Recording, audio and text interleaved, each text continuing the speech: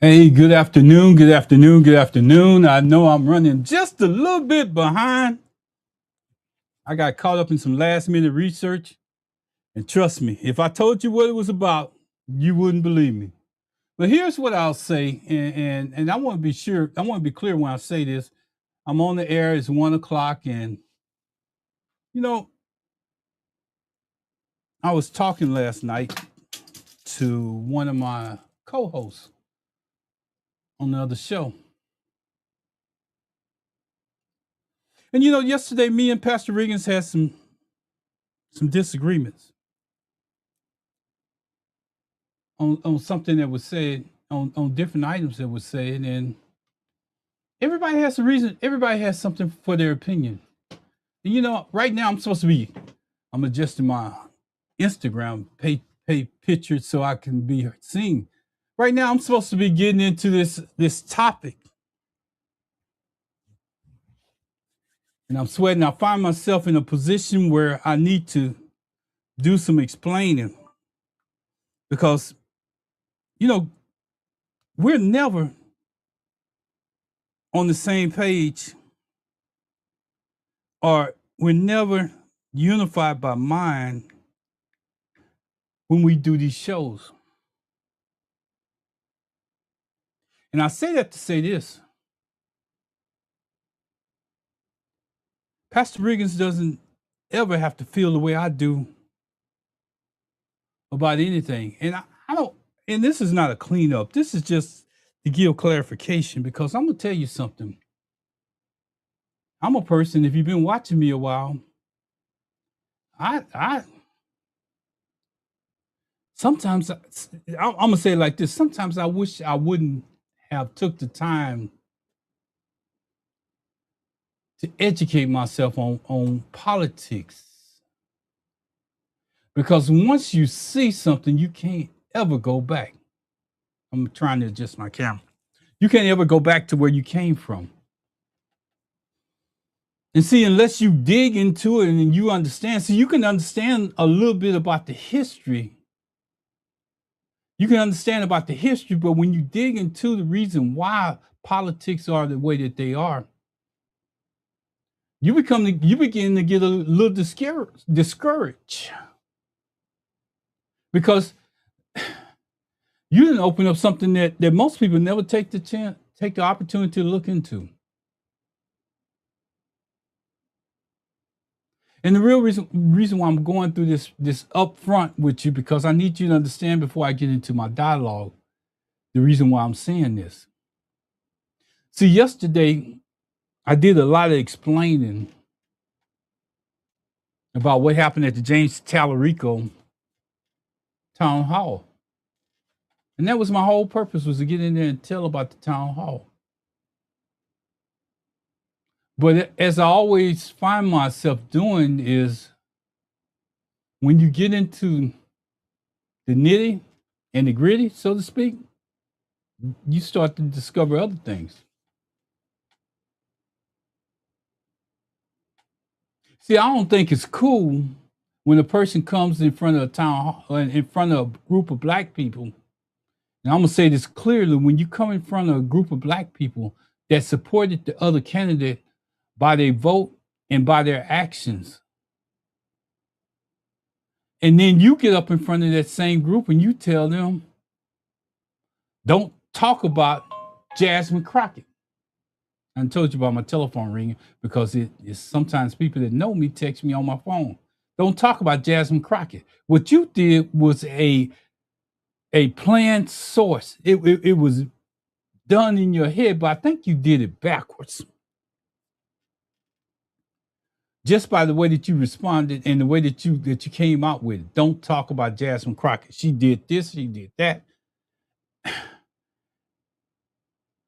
If you, and I want to explain it to you a way, because it's been puzzling me all night on how I got it wrong, and it seems like some people got it right. And I want to do it like, I want to explain it like this. If you tell me you love me, but,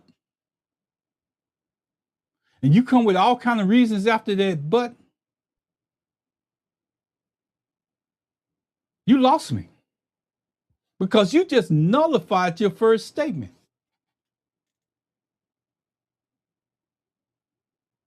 Now, if you come to me and you say, hey, I need to tell you something. Let me tell you how I feel about this. At the end, you tell me I love you. That option comes back to me. That option, whether or not I accept it, based on what you said at first, because you came clean,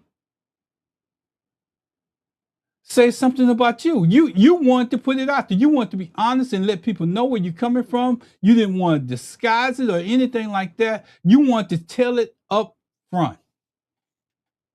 And then come back and tell me how you feel. I can deal with that. But don't tell me you love me.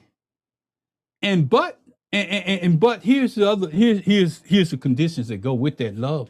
Here's the conditions that I need to clarify with that love. No, you don't do that. And I think that's what James Tallarico do a lot. See, he made the statement, don't talk about Jasmine Crockett. But he was eliminating the way that you could ask your question. He changed the narrative of how you could formulate your question because he took away the one thing that would have held him accountable for his actions.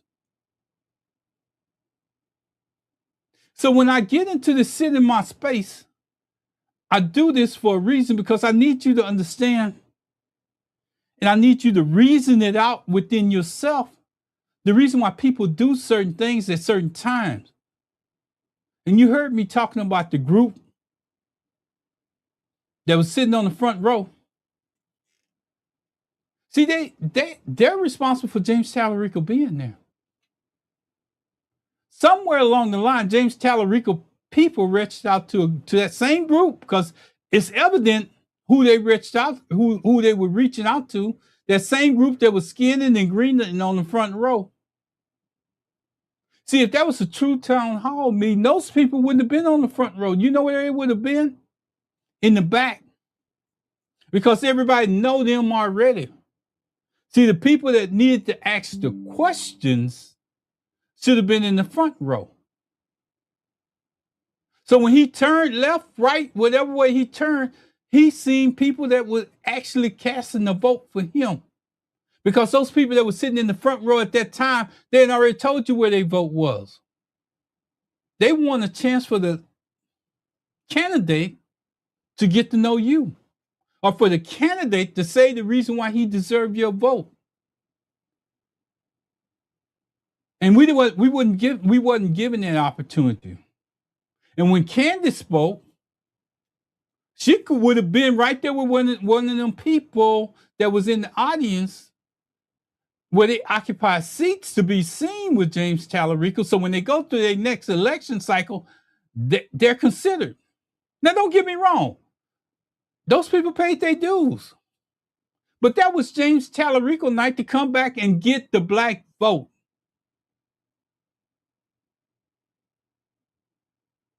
So when you hear me talking or you hear me saying something, I'm telling you for a reason.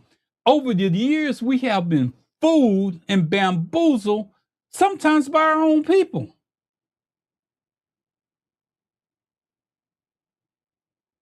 It's about coming correct. And I know I got to get into the show, and I know what it's all about, but I need to get you here to understand the rest of the show. See, James Tallarico people did they research on Roland Martin before he got on to Roland Martin's show. Now I'm gonna tell you the reason why I know they did their research before he got on the Roland Martin show, because for years and years and years, Roland Martin has always said, y'all run for office and you don't invest in the people that look like us, and you don't invest into black media. So for y'all that's out there saying, oh, he said he's gonna give $25 million into black media. Why didn't he just start with Roland Martin? Here's the check for it. This is what I need from you. See, they love going on air and saying what they're going to do. But if he took $25 million and put it into black media, and I'm going to help you understand, realize what I'm saying when I say this. If he took $25 million and put it into black media, those people that voted for him in the primary to help him beat Jasmine Crockett and all the rest of that, what do you think? You don't think they want something too?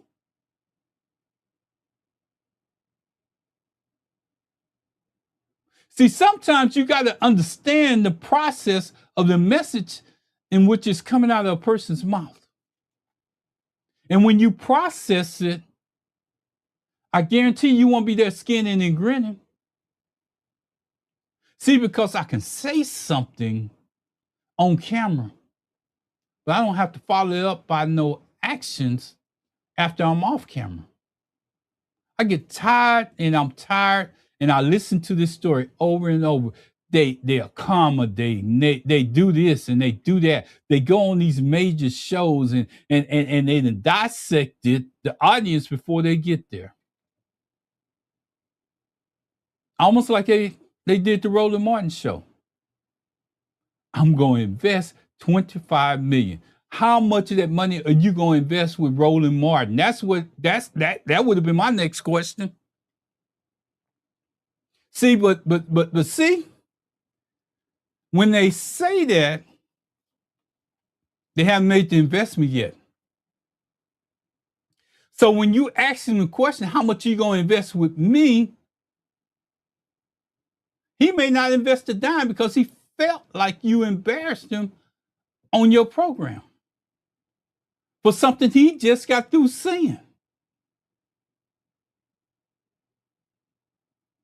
See, saying and doing is two different things. Saying and doing is two different things. If I tell you, and I borrowed $100 from you, I tell you I'm going to pay on Friday, and come Friday, I'm offering up excuses why I don't have the $100.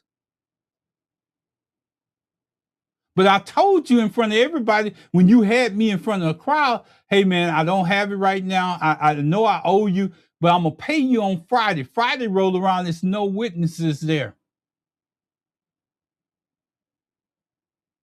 We need to stop being fooled by what somebody says and go by their actions. I want to know what kind of money did he leave there for Roland Martin so Roland Martin can possibly advertise for him. Because when he leaves there, he left there with the impression that he had sold Roland Martin on that he was going to leave some money there. If you're going to leave it and you bring it at the same time, do both of them at the same time. Bring it and leave it.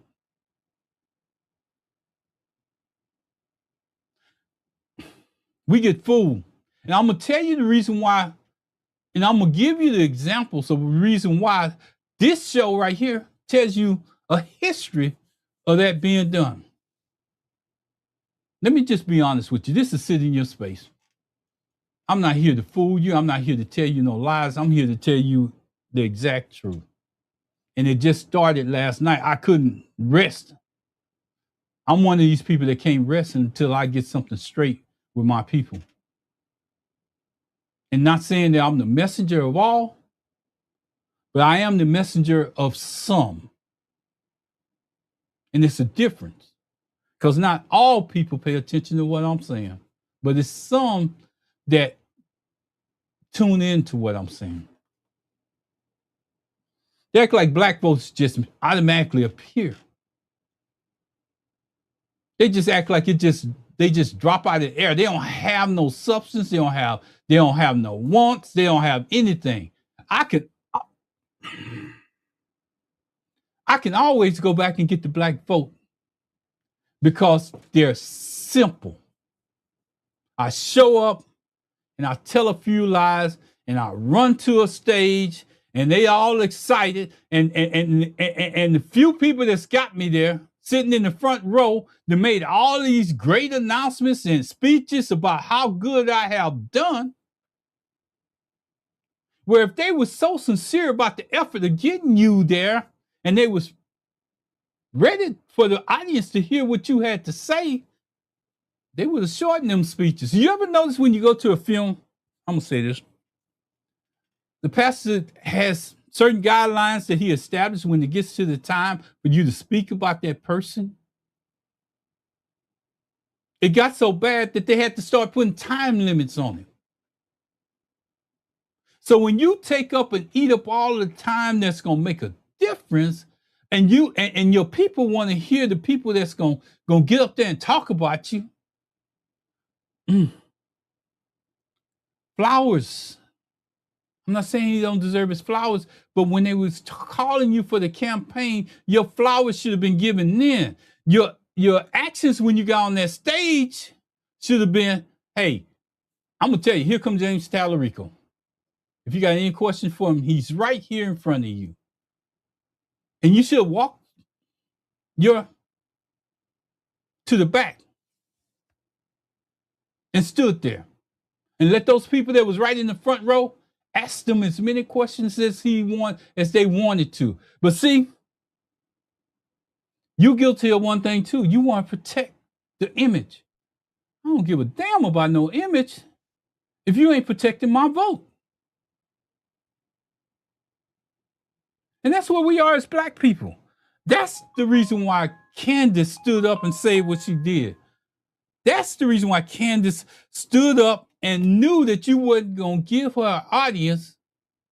And she made the remarks like she did, and y'all still out there trying to take her down a notch. But when you do it, when y'all do it, it's totally different. And for that black man that's in that tape that told her to sit her ass down, you just as guilty as one of them. Go put your sheet and your hood on and dress up and go do whatever you want to do. Stephen, I heard you. Sit your ass down. Black. Maybe that's the way you talk to your mother. Maybe that's the way you talk to your sister. But you don't talk to a normal black woman like that unless it's a practice behavior that comes from you. She's not your daughter. If she went downtown Houston and stood up and said what the hell she wanted to, she had the right to do that. He came there to get asked questions. Hell, sometimes our own people put us in a box more than anybody else. And I heard them other people say, you know what? Ooh, she's not polite. Go back and listen to the videos. I ain't just making this stuff up. I wanted to see it from every angle because I wanted to see if he saw her standing up, waving her hand, trying to get his attention and asking for him to ask a question. So I want to see it from every different angle, from different cameras that was in the audience. And we live in an age of society where everybody wants to run to a camera or a video phone to post what they got. But what it does is it's evidence. It's evidence right in front of your eyes to support a story. And if you go back and look at the different angles, you will see that he looked dead in the face of Candace and turned away.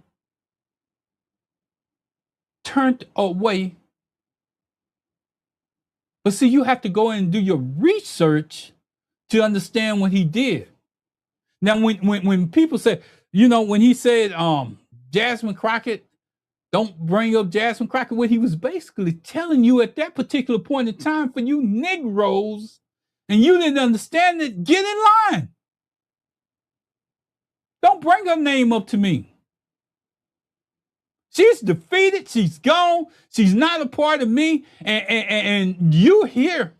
But they don't realize that what you don't realize, and when he says that, he's not talking to his people, the one that did it. He has never said, don't bring up Jasmine Crockett to his people in his audience, not in black. He did it in the black people in the audience, but has he did it to the people that was doing it before?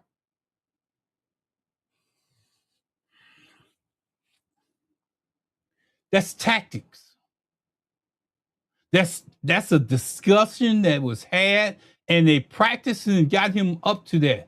And he put you in your place, and you skinning and grinning and didn't even know what was going on.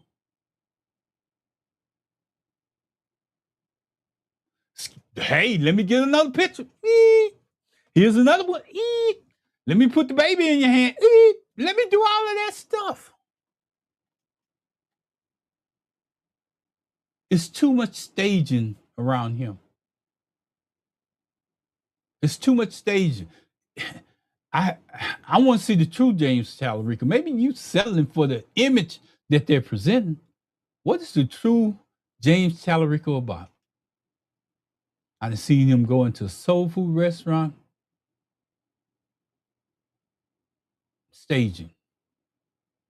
I see him call it a town hall meeting and use up 43 minutes of it used up with other people telling him about how good he is. You know one thing? I'm going to tell y'all something about good barbecue in Texas. You can talk about it all you want to. You can say it's good. You can spend money cooking barbecue. You could have the name and the reputation of somebody that cooked barbecue.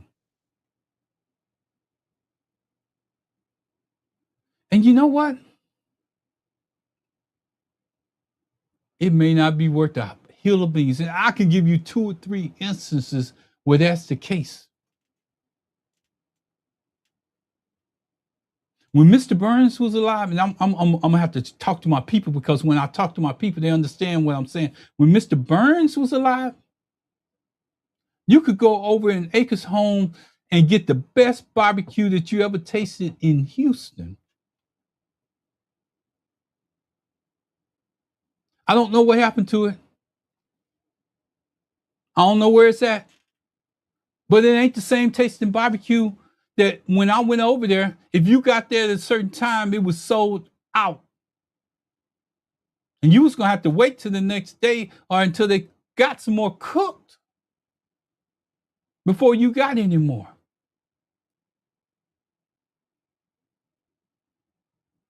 He kept it consistent. Anyway, I just want to show you an example of what happens when you're consistent with your program. See, too many times we allow people to take us for granted. See, I'm gonna even take it a step further, because if I don't hold my own accountable, how can I hold him accountable? Because he came into our community.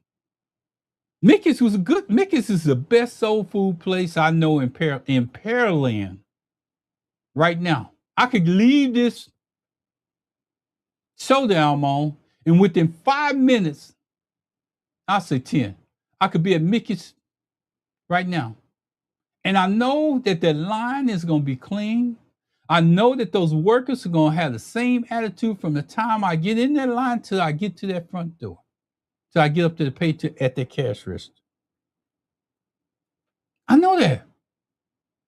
But I know I'm going in there and it's soul food, and anything that I choose, it's a possibility that it's meat in it. So his handlers are not doing the research enough to know that soul food is not vegan food. I would have never put him in that position. Never put him in that position. And if I was, I ain't gonna do no schooling. I'm gonna go into my show. I'm sorry, but it's all relative to what we're saying right now. Stop being fooled by people in wolves' clothing coming into your community asking for your vote. It's been happened time and time again that we got fooled.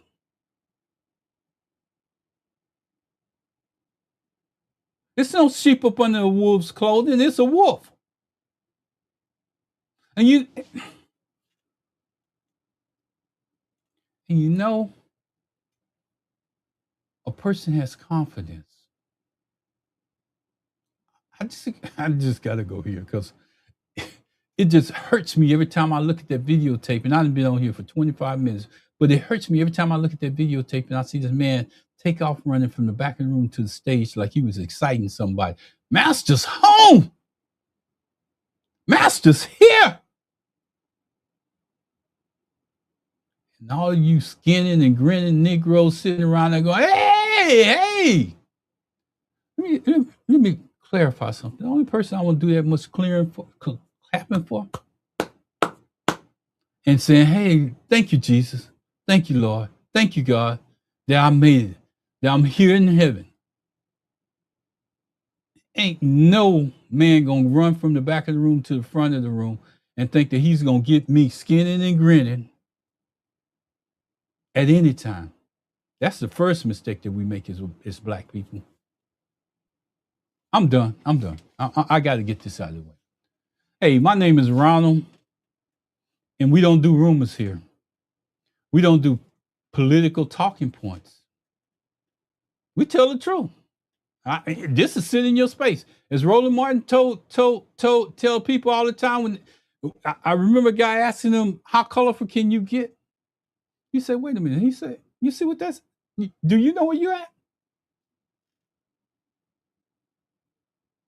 This is mine. I do it here.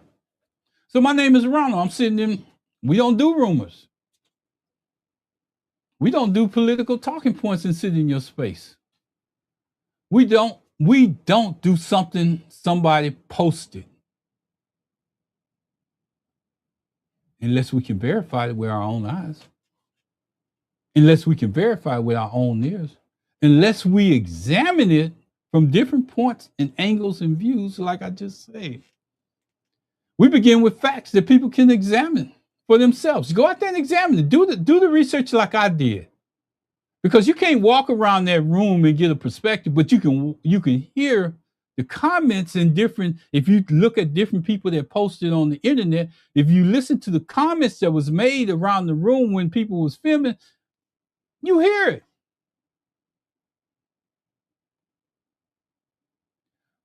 Let me just say this. Over the past several months, I kept hearing the same complaint. The same complaint. Different people. Didn't matter if it was satellite radio. It didn't matter if it was Roland Martin. Didn't matter if it was just a reporter. Didn't matter if it was just somebody on the street that's willing to give their time and maybe need a little money to assist them as they are organizing or protesting or knocking doors or doing whatever it takes to get the campaign going. I heard it from organizers. I heard it from strategists. I heard it from community leaders. I heard it from people who actually do the work. Different police, different people, different places, but the message sounds familiar. Campaigns understand the importance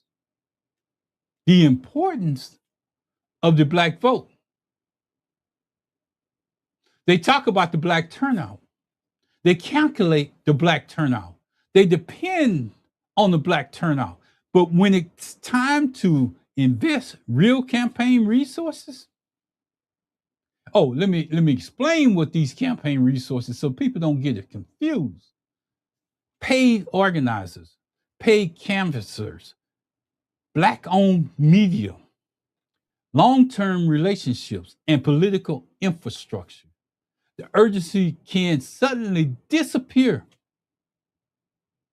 because they said it on camera, but they didn't tell you how much of a check they was leaving with the individual that they went to, that they did the research on to nullify his response. 25 million. So I started asking questions. Are these isolated complaints? I just want to know. And I told you, we're going to do research here. We're going to dig until we get to where we need to go. Or are they pointing towards something larger? I did not want to begin with my personal opinion.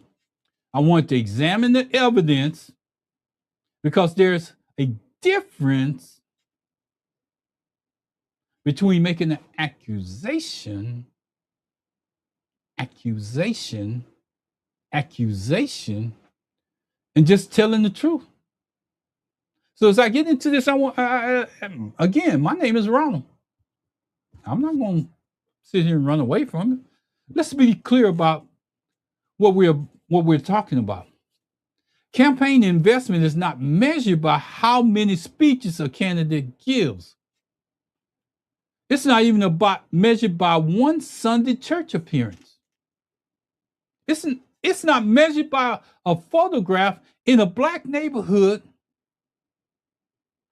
at a town hall meeting where you're not taking questions at a Mickey's Soul Food where you definitely didn't take questions that was recorded and put on media. Campaign investments appears in the budget. Not before you go on Roland Martin Live, but you send him your budget and let him know how much money you spending with him. And you leave some of that money with him to help promote your campaign or whatever you're doing. Oh, I'm sorry. Maybe that's for somebody else to say. Because you don't have to pay me a dime. I'm just putting this information out there so people can understand the difference between saying what you're going to do and doing it. See, because we done been fooled too many times by you saying what you're going to do. And I want to clarify, because Byron Glass will hold me accountable right here. It's not just James Tallarico. It's other people that's did this for years. See, because when you invest into Black people, you invest into all the things I just got through naming, and you invest into the local media, radio stations that's out there in that audience. It's a lot of Black stations between Houston, San Antonio. I can name one of them right now. A couple of them that fell off, but KCOH is still down there. How much did you invest into that? How much did you go to the 4 Times, even though it's in paper? How much did you go to the 4 Times and pay into it? Get a page. But I bet you your team went to the Houston Chronicle to get a big enough page. See, some things are left unsaid. But see, those people that skinning and grinning in that front row, they done got theirs, they gone home. Now, I'm not going to call no names because I want you to see the pictures and let you call the names. I want you to look at the people that introduced him. What was their purpose in introducing him? They knew he was there for a town hall meeting. It was for the people that voted. They only carry one vote. You don't have to pump up a person.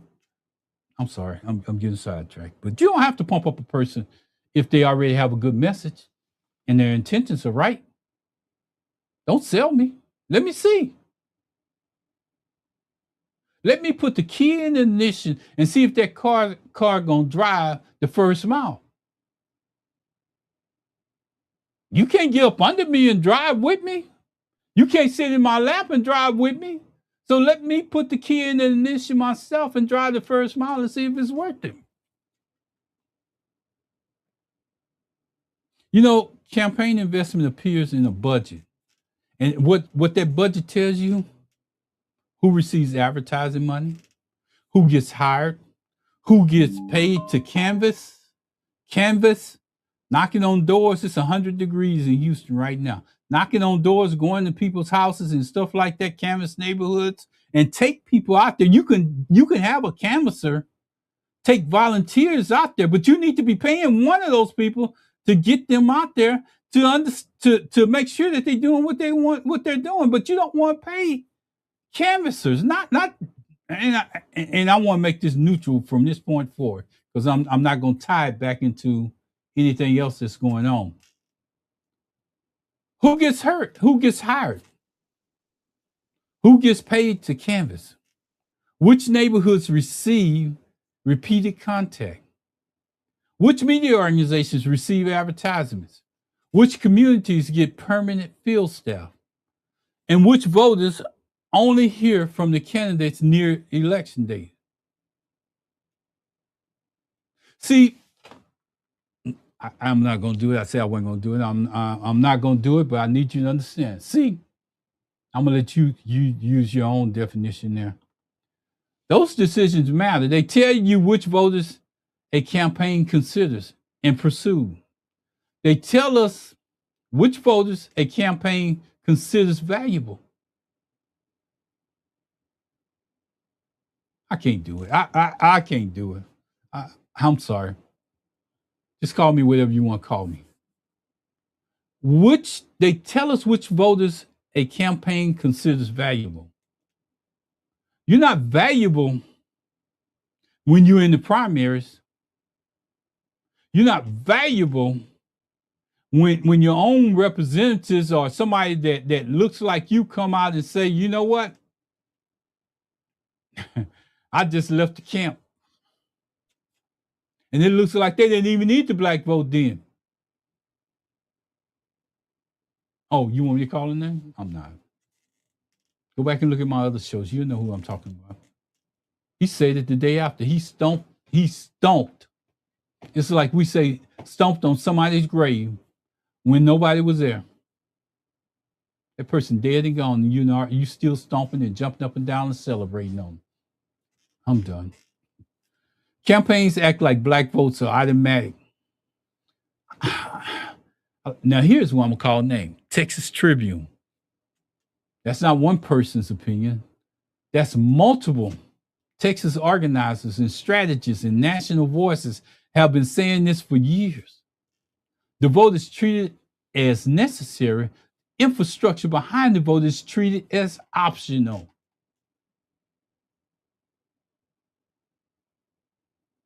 Need you to understand what I just say, optional. Let's begin with academic research. Chelsea and Jones completed, and I want to make sure I'm getting this because I'm reading this, and I need you to know that I'm reading it. I'm telling you that I'm reading it because you need to understand that this is not something that I'm making up. Chelsea N. Jones completed a 2023 dissertation at the University of Los Angeles. Its title is Taking Back the Ballot, Black Social Culture, Institutions and Contemporary Fight Against Voter Suppression, e-scholarships. Jones studied the role of Black churches, civic organizations, and the community institutions in Southern vote participation. Her research argues that these institutions help reduce the burdens placed on Black voters and help counteract the barriers to participation. That matters to this conversation because when Black churches and the community organizations must repeatedly carry the voter education and mobilization, we should ask who is funding that work. Who pays for the transportation? Who pays for the organizers? Who pays for the voters' education? Who pays for communication? Who pays for the infrastructure that campaigns later depend upon? Jones' research did not prove that every campaign underfunds the Black outreach, but what it documents is something important. Black community institutions perform essential political mobilization work. They help make participation possible, despite the barriers designed to make it harder. That gives us our first piece of the larger picture. Black turnout does not simply appear. Somebody organizes it. Somebody communicates it. Somebody opens doors. Somebody makes telephone calls. Somebody drives the people to the polls. And somebody has to absorb the cost. In the past, they don't want to invest in Black communities. That's the same thing that I've been talking about. I wrote this show before he even hit that stage where he was going. That's just one.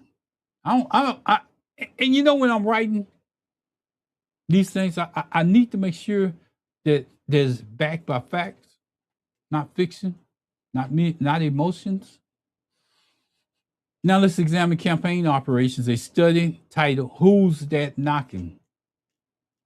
looked at major statewide campaigns in Texas, academic Texas. The researchers were Grant Ferguson, James Gimble, Mark Owens, and Darian Shaw. They examined how campaigns develop large-scale paid canvassing operations. The study identified several choices campaign managers must make: where the canvassers will be deployed, which neighborhoods will be contacted, which voters will be targeted, how workers will be recruited, and they will be trained, and how will they be supervised. How long will the program operate? How much money? It always comes back to this. How much money will it support? That's important because outreach does not happen accidentally. The paid field operation is a choice. The targeting one neighborhood instead of another one is a choice. The hiring of canvassers is also a choice. Paying them properly is a choice. Beginning early is a choice. Waiting until the last minute is also a choice. The study does not claim that every Texas campaign intentionally ignores Black neighborhood, but it establishes something that is essential. Large-scale voter contacts require planning, staffing, and supervision and financial investment. So when a campaign says it cannot reach a community, we have the right to ask. Was it reaching the community that was included in the original plan? Or did they just say that they weren't gonna get your vote? They was gonna get back to you. You was a back burner because they already had enough people to carry the vote. They already had enough people to beat the person that you said that needed to be beat. So why don't you use those same people when you get to the race? It shouldn't be an uphill battle.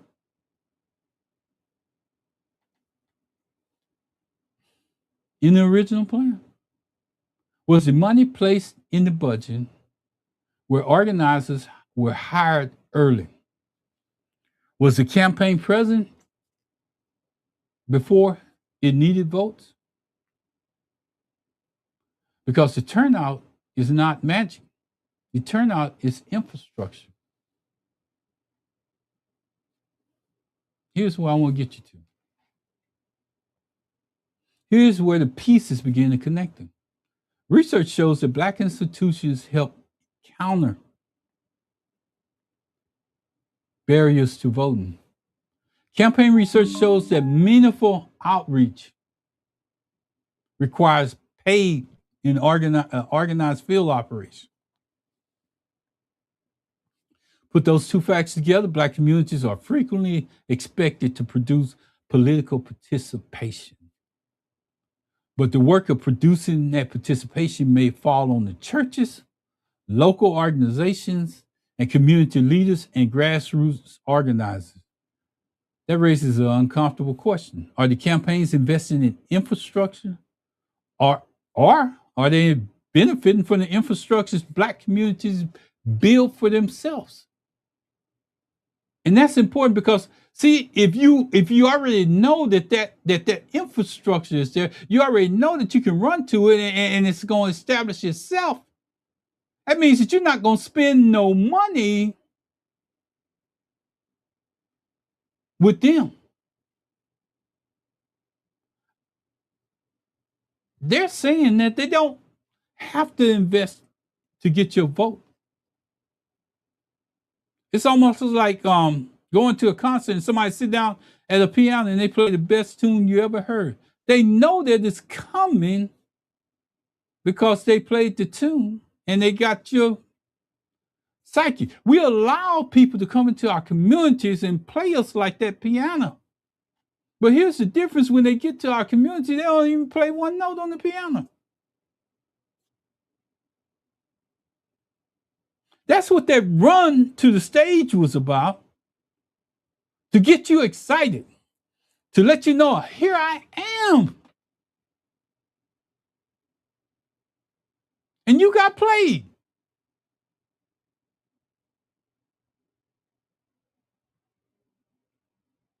Here I am, and you got played.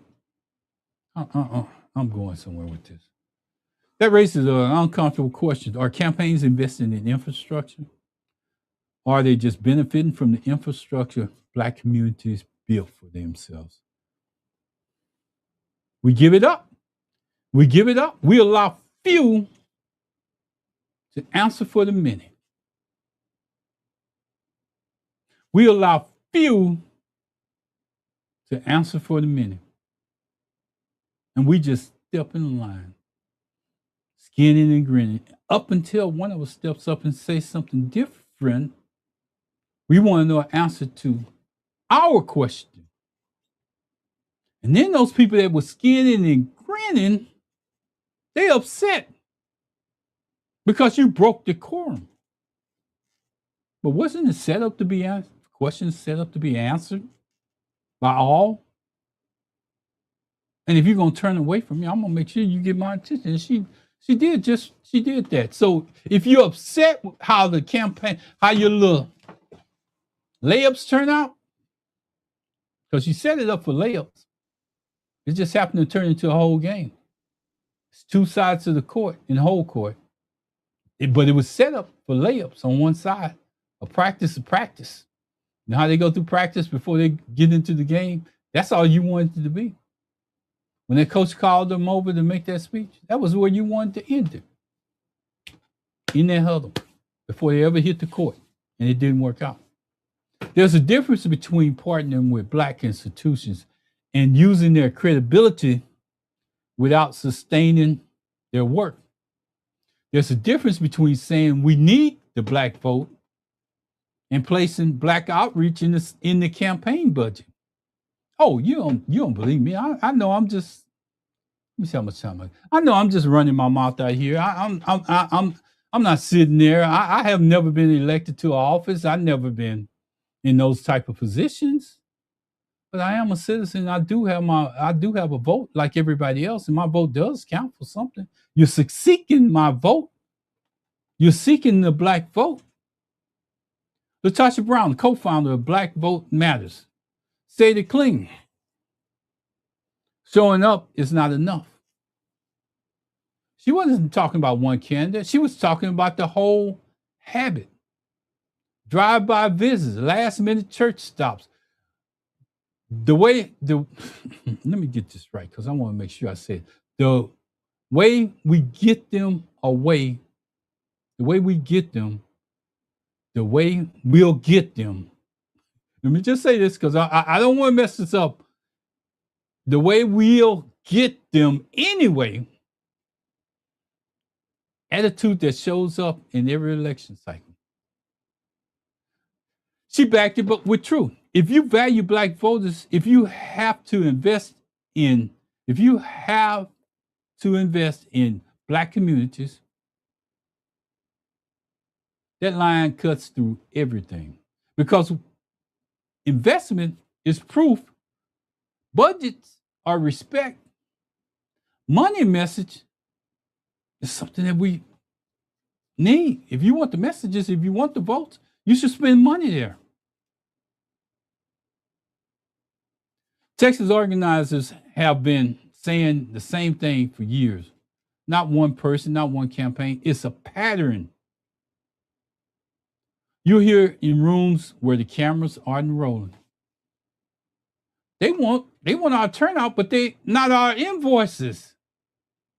They want us to vote for them, but they don't want to invoice anybody within that community. See, because what happens with that money, when you invoice people with that money, it gives them an opportunity to reach out to more people, even after you leave that community, because you have invested in that community. The people that stood there for us have a way to talk about you or invite some of your people back on and not feel obligated to tell just your story or put your truth out there. They can still tell their own truth because they got the money from you. And when they get the money from you, they don't have the obligation to get more money. They can still tell the truth. But you don't give them an opportunity to tell the truth if you don't drop the money first. If you don't drop the money first, there's no opportunity for them to tell the truth. And I'm going to say it like this. They want your numbers. They want your energy. They want access to you, but they don't want the cost that's associated with it. They don't even value it. If you don't take my word for it. Don't take my word for it. I'm gonna give you a source where you can go. And if you go before the day that Tallarico came on the Roland Martin show, he says it almost every time that he was on the air. They don't want to invest into the black community. They don't want to invest into the black community. Here comes Tallarico. Guess what? The first thing out of his damn mouth. 25 million. How much of that 25 million did you leave there with Roland Martin? That's a good number. But how much did you leave there with Roland Martin? No, you said it because you knew that Roland Martin had an audience where you could say it in, but your actions has to follow. If you got 25 million, I used to do a news report where I would pull the top 10 black podcasters information and see what they talk about that week before I did this show. And then I would go in and research it and do it. And one of the things that I kept getting from Roland Martin, and I'm going to say this, he was clear when he said this before you ever showed up. Y'all don't invest into the black community. Y'all want to get on, but you don't want to invest the money to get there. Same thing with satellite radio. Same thing. Y'all want them to bring you on, but you don't want to invest in them for you to get there, for you to get their attention.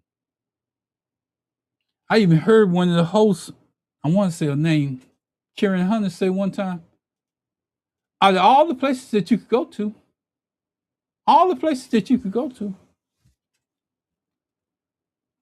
I'm here. The satellite radio crew is saying, I'm here.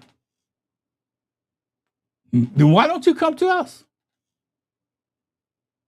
Why don't you bring that campaign money to us, invest in us, so we can continue this track pattern that's out there?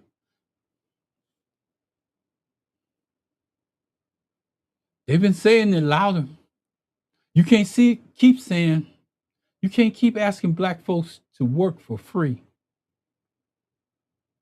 That's the labor truth. That's disrespect. That's political. That's a political truth. I'm taking one step further. This is for you people that like to hear it closer to home. Jamie Davis, Louisiana. Research gives information. The campaign filings give us the numbers.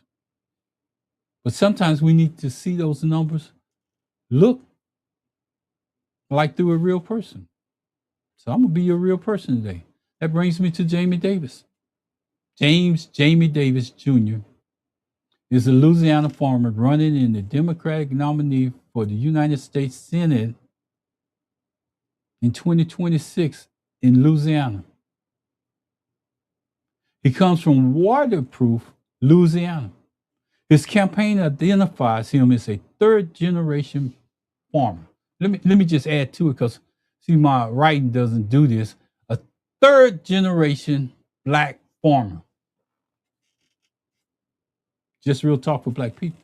His platform says that he farms approximately 3,200 acres of I don't know what this is. I'm spelling it. I'm gonna try to say it. Sorghum SORGHUM, corn, soybeans, cotton. He talks about farmland, rural hospitals, affordability, infrastructure, education, healthcare, economic opportunity in the state of Louisiana. And if you run the numbers on the state of Louisiana, you know that he's fighting an uphill battle there. But he's showing up in every platform that he can get on. He's not presenting himself as a polished Washington politician. He presents himself as a farmer who understands what policy means at the kitchen table and on the land.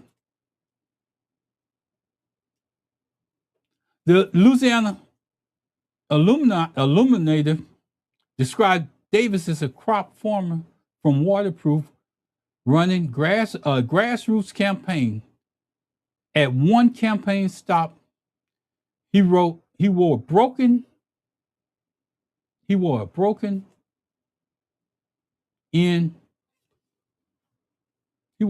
baseball cap.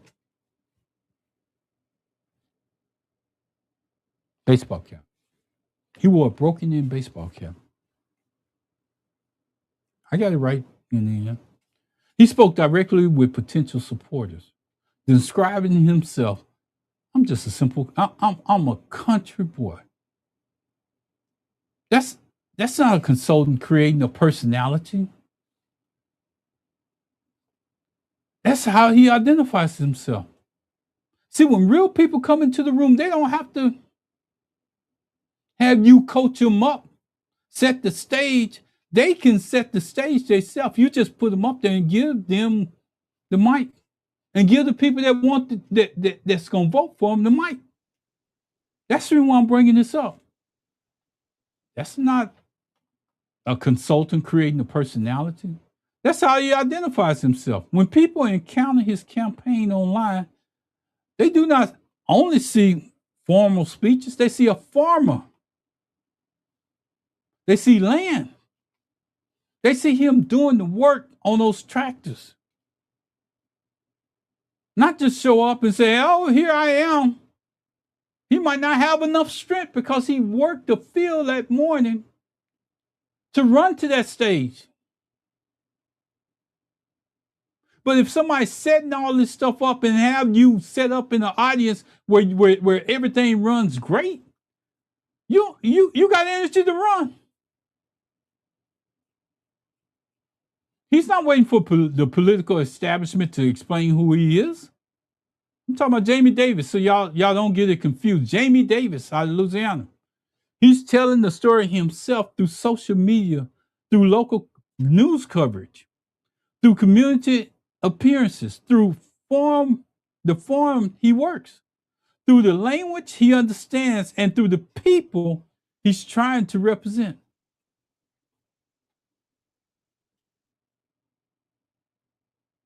See, I need you to understand this person because, see, this person is the type of people that we want to have go into office, not those stage people, not the people that you put up there, not the people that the handlers took and made into a candidate, are still trying at your expense. Now we come to the part that must be handled carefully. I need you to understand. I'm going to handle this carefully because I need you to understand what I'm saying when I say it. See, Jamie Davis should not be described as a candidate who raised no money. I'm not saying that he didn't raise any money because that would be wrong. And I told you we like to fact check here. The Federal Election Commission records covering October 1st to 2025 through January 26th showed that his authorized campaign committee reported more than 1.3 million in receipts. Check the FEC if you want to do it for yourself. It's reported that more than 1.2 million in individual contributions. Let me They didn't say PACs. It's reported that more than 1.2.21 million in individual contributions. It reports $0. Let me clear it up so you can understand. It reported $0 in party committee contributions. It also reported $0 in contributions from other committees. The category that includes direct PAC. The campaign reported a $10,000 candidate loan. It reported no candidate contributions beyond that loan. See, what those numbers changed the story, and I'm checking to see if anybody's texting me in the background. Those numbers changed the story. The accurate statement is not Jamie Davis has no funding. The accurate statement is that Jamie Davis built the campaign without reported direct PAC contributions or party committee contributions during that filing period. This campaign's website, no corporate PACs, just Louisiana. Just Louisiana. Just Louisiana. See, I'm gonna spend a little time here because I'm gonna go over. I already know it. See, when you already know who you are, when you already establish yourself, you don't have to use nobody else's name to get where you're going. You don't have to make those little bitty telephone calls to get into the communities where you're going. What you have to do is show up and let the cards fall where they may. You don't have people coming on the campaign after you done beat another black person and say, hey, we did it without your vote. We didn't even need your vote.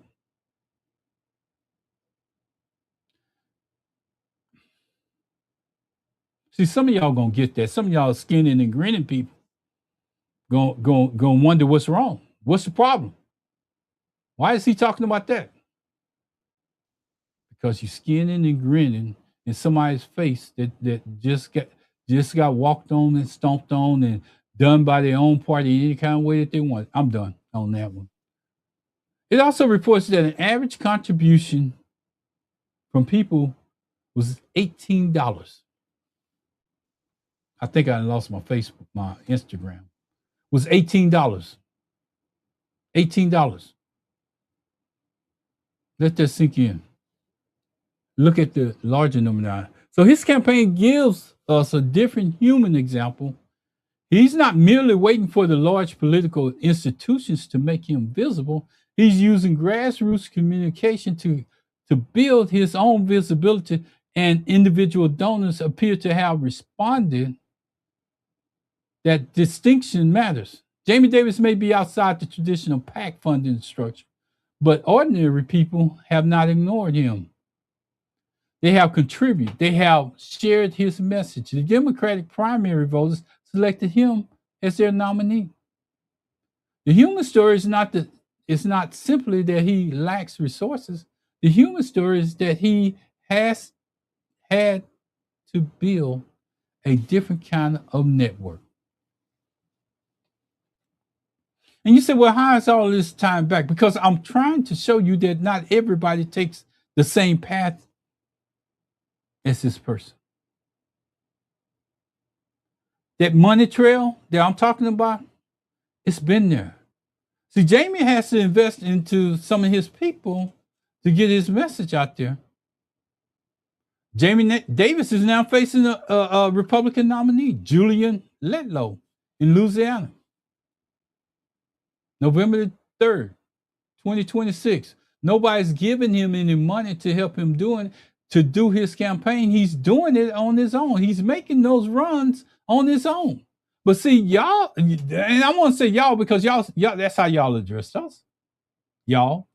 See, y'all want Jasmine to run behind this guy to get the black vote. And she's saying, no, I'm not doing that. I'm going to tell you what I'm going to do to support the Democratic Party that I served in, but I'm not running behind him. No, I don't blame her. The way y'all treated her after the election, telling her what she should do and what she can't do, just like your representative say, don't talk about Jasmine Crockett. Same. Y'all didn't fall too far from the fruit from the tree. Fruit didn't fall too far from the tree because he did that in a black audience that they agreed with. All right, I'm gotta go. Roberts reported Letlow entered the general election as a strong favorite. She is a sitting member of Congress. She received highly valuable presidential endorsement during the primary. He's the man himself, Trump. And the Republican contest received substantial national public attention. Jamie Davis comes from a different form of a different political position. He's a farmer, challenging the established office holder in the state where Republicans hold majority structured advantage. Now that's probably true for Tallarico at some point, but see, what for Tallarico, it's that undermining, that undercurrent that he don't have to own to run. He don't have to own that undercurrent because they don't have to report to him. He may not even know what they're saying, but he can disagree with what they're saying. But have you heard him come out and say, I disagree with what they're saying? He told you in a black filled audience, mostly with some of them in there, he told you what you couldn't say.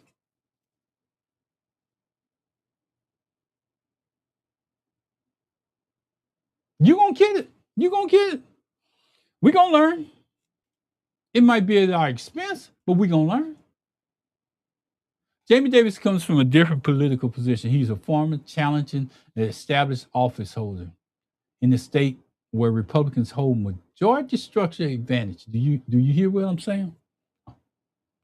That does not prove discrimination. It does not prove that a particular organization deliberately refused to fund him, but they didn't volunteer either.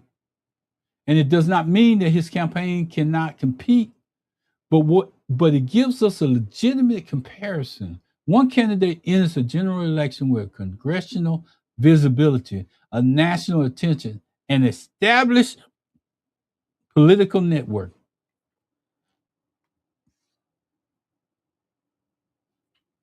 Who entered this race with Tallarico with all those things in place?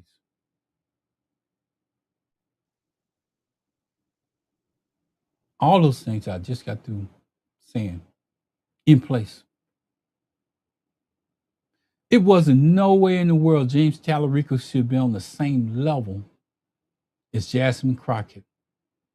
He had to be built up. Now I say this, and I'm gonna say it till I die, to her standards.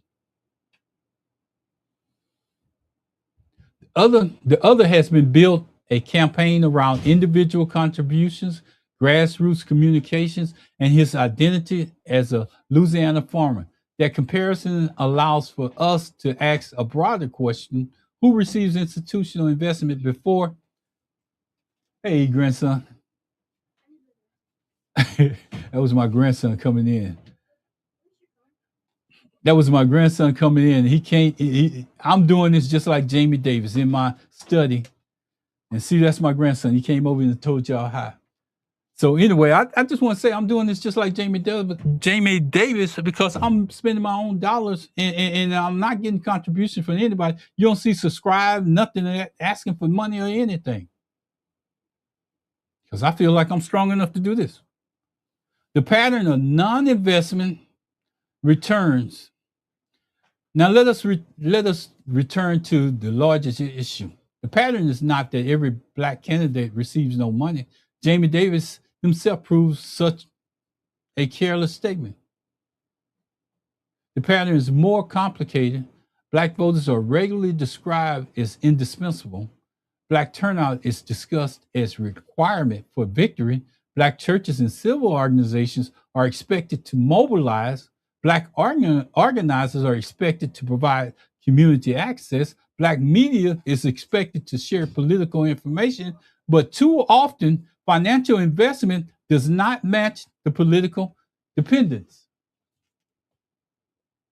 The vote is treated as necessary. Your vote is treated as necessary, but the infrastructure behind your vote is treated as optional. That is contradiction. Campaigns may spend heavily measuring black voters without spending proportionally communicating with them. They may calculate turnout without investing in the people responsible for producing it. They may appear in black spaces without buying advertisement from black-owned outlets. They may ask trusted community leaders to introduce them. This is a pattern. This is a pattern.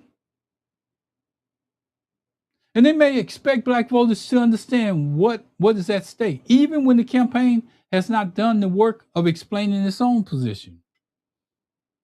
This is not a claim against every candidate. It's a question for every campaign.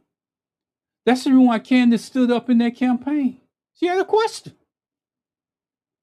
Nothing wrong with that. If you're going to ignore it, I'm going to come back at you the same way. Don't treat me like I'm not here. I'm standing here waving my hand, trying to get your attention over all these other people in this room when you turn away. Show us the budget, show us the staffing, show us the media purchase that you made within the community, show us the outreach that you began, show us who was paid. Don't go on the show because you know that that's one of Roland Martin's first things is saying, you know, y'all want to come here, but you don't want to leave no money. Show us that you're willing to leave money there. Have Roland come on this next thing. Say he left. He don't have to tell us the amount if he don't want to, but he can tell us that you left money there that he was satisfied with, because he knows the cost of putting on his operation. He knows that. He knows the time that he allowed you to come in there. And you should be paid for at least that amount if you want to get the vote. I'm just putting it out there. Show us which communities receive and sustain attention in money. Because respect is not only what a candidate says, respect is visibility in what campaign funds he invests in to that community. I want to get out of here with this. This episode is not telling you who deserves your vote. It's asking you to evaluate how campaigns behave. When someone asks you for your vote, ask, when did you first come into this community? When did you first come into this community? Don't just show up at photo ops and act like you've been there all the time. Who from this community works on your campaign? Let us know. Don't just sit them in the front row skinning and grinning, thinking that they control everybody else behind them. They can sit in the back. Let the people who you want to get vote sit up front. Are they the decision makers? Or are they only presented for appearance? Are they only presented for appearance? See, I've seen a lot of people walking around the audience with Tallarico shirts, especially when Candace Weber stood up. They was repositioning themselves. She wasn't attacking you. She was asking a question, and she didn't want to be denied the opportunity to ask her question in the forum. So you can take everybody behind closed doors and handle them the way that you want to. That never makes the media. What you want to make the media is that you did it the right way. Well, this time you didn't do it the right way. I hope you did a better job when you got to DeSoto, or maybe y'all changed the meeting and realized you ain't going in no black community with the setup that you had here. How much of your advertising budget went to black-owned media? Did you hire paid canvassers for your neighborhood? You need. It's coming up. Out of that $25 million, show us where it's going. Did you invest before early voting? No, because you said you didn't need them, right? Did you speak to rural black voters? No, because you said you didn't need them. Did you meet with black farmers in those rural areas? No, because you said you didn't need them. Did you listen to black business owners? No, because you said you didn't need them. So when you return, when the cameras were rolling, you wanted to present a different picture. Did you return? Did you return after the cameras left? Did you go back into that building and circulate back through that crowd? Or did you just have people coming to you by your stage, by people? Were they able to hold video cameras up and record you answering those questions in those small in that small gathering, or whoever wanted to ask you a question? Can you say yes? I don't know. Are you building a permanent relation? Are you completing a political transaction? Let me just say that again. Are you building a permanent relationship or just completing a political transaction? Those are fair questions, because every campaign asking for political support should be prepared to explain its political investment. I want to lean in when I do the rest of this closing, because I need you to hear me. We begin with evidence. We examine research. We looked at how Black institutions help sustain political participation. We examine how paid canvassing requires money, staffing, and planning. We followed Jamie Davison's public campaign finance records. We found a candidate who raised meaningful individual support, but whose filings report no direct party, committee, or other committee contributions during that period examined. We watched the former use his own life and work to introduce himself to voters. Different sources, different forms of evidence, different parts of the political process, but they all bring me back to the same question. Are we looking for a pattern after examining the evidence? I can tell you what I see. I see a pattern where Black votes are described as essential, but investment in the political infrastructure is often treated as negotiable. I see a pattern where communities are expected to produce turnout while much of the organization burden is on them. I see a pattern where established candidates begin with institution visibility, while grassroots candidates must build their own road to the conversation. And I see a pattern where politicians measure our votes, but they do not always match it with value, with financing, investment. So the next time someone asks for your vote, do not only listen to what they promise. Look at where they spent their money.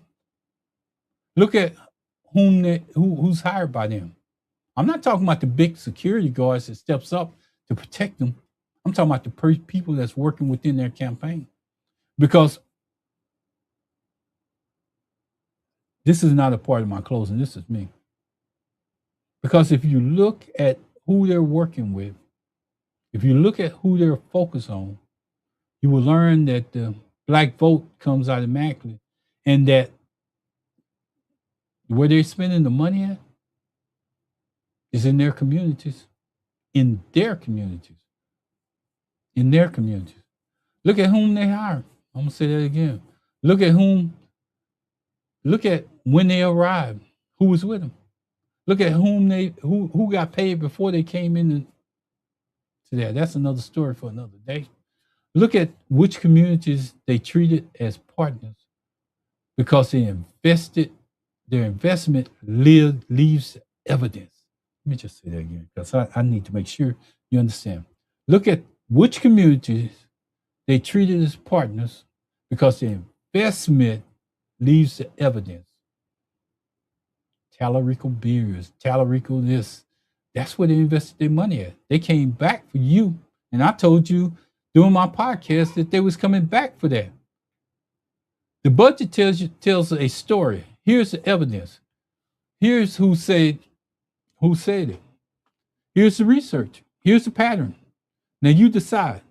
I'm just Ronald, simple old guy. They call me Ronnie. Those that know me as Ronnie. And this is to sit in your space. Real history, real answers, real power. Let me just tell you, your voice belongs in any room where they're asking for your vote. Your voice belongs in any room where they are asking for your vote. This has been long, but I hope it's been informative. I hope if you get an opportunity to look at it in its entirety, I hope you enjoy what was put out there. Let me just say this. I want to say, thank God, thank God, thank God, thank God, because if it wasn't for him, I wouldn't be able to do this. And his presence is what makes this possible. And my grandson, when he came in here, this may be for him, for his generation to get better, to expect more from people that just show up in the neighborhood. So again, thank you for listening, sitting in your space. Thank you. I'm out.